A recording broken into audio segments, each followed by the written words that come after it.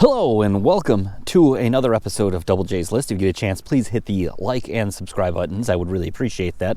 Today I'm going to talk about the 13 things that I really like about our kind of new at least to us, Honda Prologue. This is a 2024. We've now had it for about 4 months and about 2,000 miles on it. So I'm going to go over the 13 things that we found that so far that we really like about this car. I'm also going to have a companion video of 14 things that we really dislike that's going to be coming out at the same time. So after you get done watching this video and you want to find out the bad things about this car, go check out that video. So first off, we're going to talk about the things that we like. And number one, I'm going to go inside real quick. By the way, this is no particular order. This is just as I was putting them down, I'm going to just list them off. So it starts with the heated seats on the inside. Okay, so number one is the heated seats. Okay, so we'll roll down here. And first off, it's a real button. Okay, a lot of vehicles don't have a real button. It's buried somewhere inside that screen. No, it's a button. It's right there. It's nice and easy to get to. And they don't get too hot. So sometimes you put heated seats on there, heated seat setting, they get like almost unbearably hot and it's uncomfortable. This one doesn't do that. So that's something that my wife pointed out about this car that she really liked.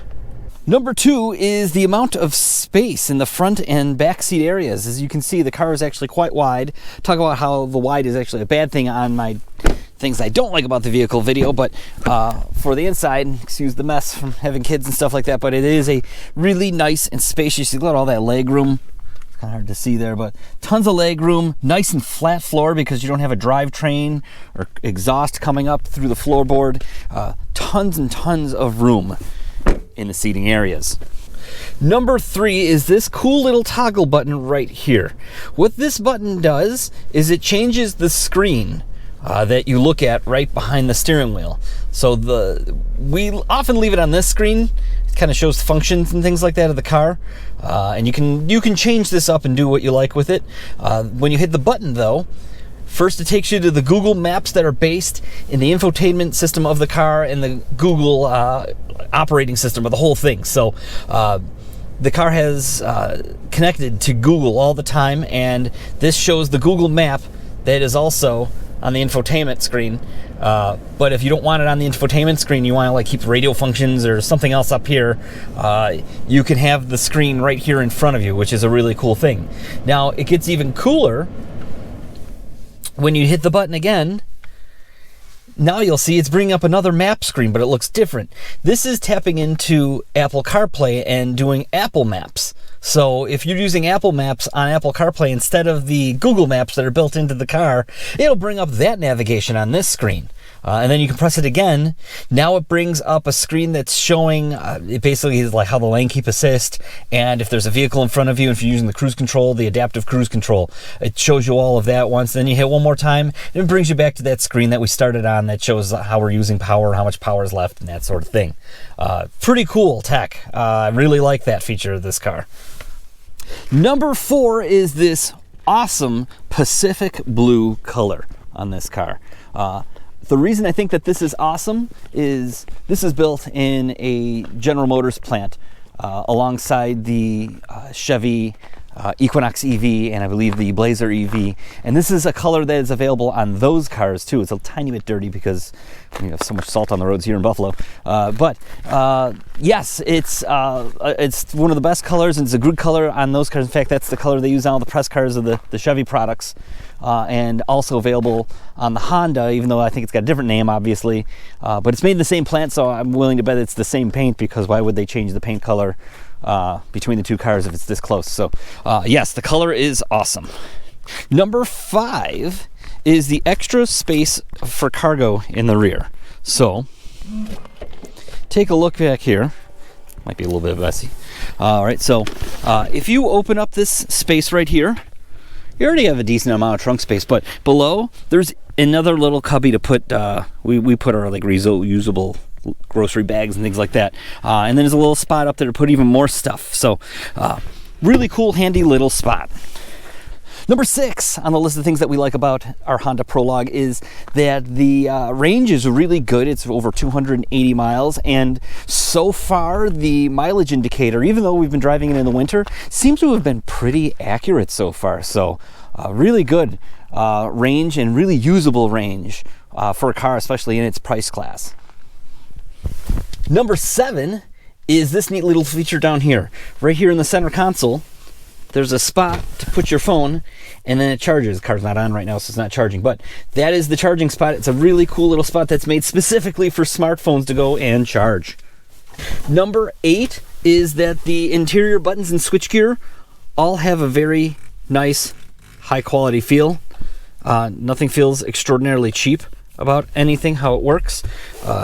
So they didn't cheap out on buttons or switches or anything like that. I have to commend General Motors and Honda for demanding that it is good.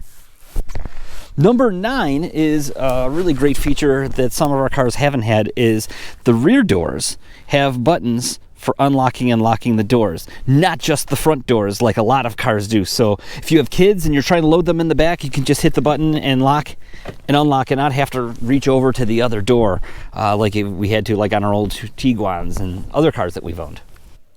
Number 10 is this neat little feature here.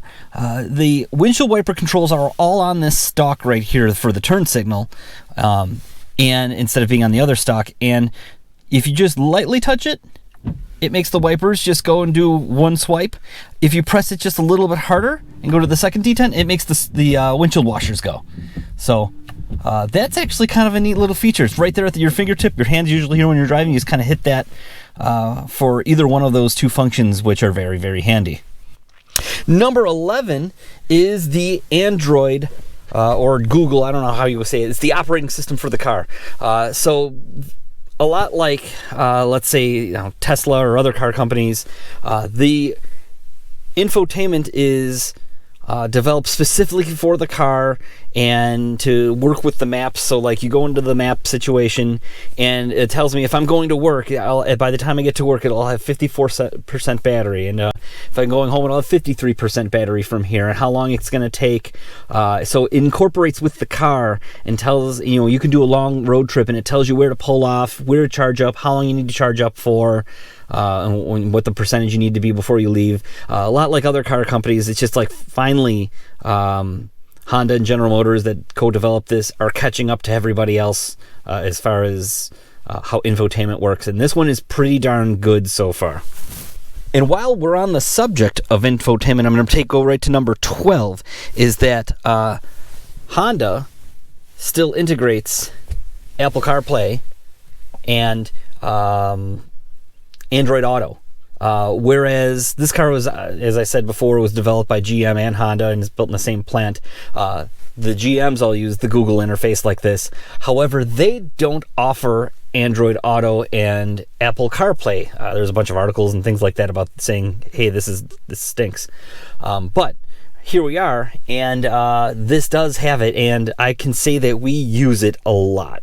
I would probably miss it if I had like an Equinox EV or a Blazer EV, or I think just about everything that General Motors has right now doesn't have CarPlay anymore. So in the comments, leave something. Tell me you really don't like it, or you use it and give me some information. Let me know what you think about the CarPlay situation, and is it blown out of proportion, or is it something that you can't live without? And then finally, number 13 of the things that we like about our Honda Prologue is that the connectivity is free for 3 years. So we leased this car for 3 years, so it worked out perfectly that for 3 years, the stuff that makes this connect to the internet and all work, we're not paying a fee for. It's all included with the price of the lease of the car. So that's really, really nice, because if you lease a car and you think this is what you're paying for, but to make all this stuff work, you got to pay another fee at the end of it. It kind of stinks that after your lease is done, or let's say you buy it and after 3 years, you got to start paying for it. But I guess they have to draw the line somewhere. I'm not sure. But you can have all these apps and all these different things, and it's all kind of controlled. Like you can say, "Hey Google," and it. See, as you can see, now it's trying to have it do stuff. Now it's transcribing everything I say. go away. Anyway, so that's the 13 things that we really, really like about our Honda Prologue. If you want to find out about the things that we dislike, check out our video of, I want to say it's 13, it might be 14 now. 14, it might be 15. I gotta record that video right after I do this. It's gonna go up right after I get this one up on YouTube, so go check that out. It's a companion video, and thank you for watching.